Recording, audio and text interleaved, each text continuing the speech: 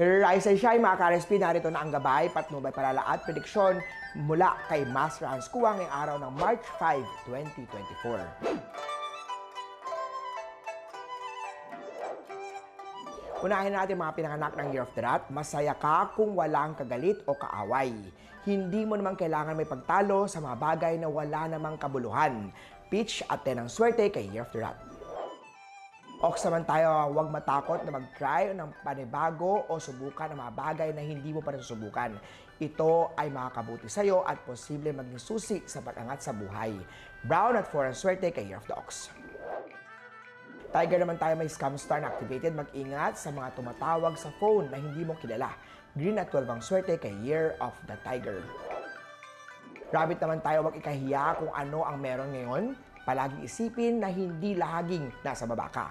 May magandang opportunity sa chart mo at once sa dumating ito, huwag hayaang sayangin ang pagkakataong yan. Orange at 10 ang swerte kay Year of the Rabbit. Sa Dragon naman may happy love life star activating ngayong araw. I-treat ang iyong kasintahan na kumain. Hindi importante kung mura o mamahalin ang pupuntahan basta't sulitin ang oras na makasama kayong dalawa. Bonding time kuminsan-minsan. Red at 12 ang swerte kay Year of the Dragon. Sa snake naman maging maingat ngayong araw kung lalabas sa tahanan. May unlucky star na activated. Maroon at 8 ang swerte kay Year of the Snake.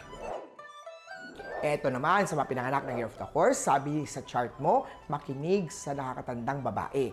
Yan ang magulang mo. Totoo ang mga katagang papunta ka pa lang, pabalik na sila. Lalo sa mga karanasan sa buhay.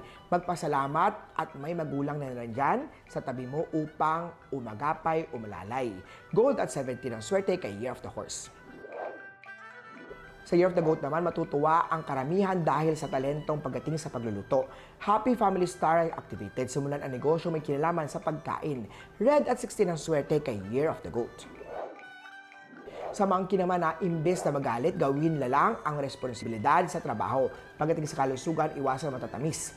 Diabetes kasi is waving. Magpakonsulta agad kay Doc kung may nararamdaman hindi maganda sa kalusugan. Blue at 11 ang swerte kay Year of the Monkey. Sa Rooster naman nasa iyo magandang opportunity, may business luck star, maging hands-on sa negosyo.